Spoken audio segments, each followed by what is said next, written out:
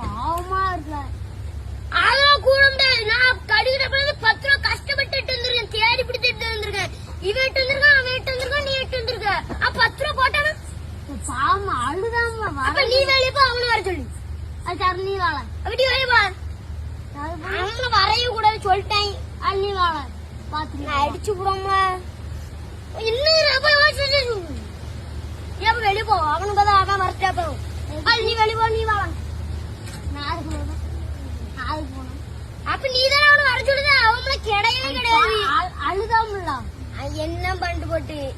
அப்ப அவனை போய் தக்காளி எல்லாம் மதிக்க முடிச்சு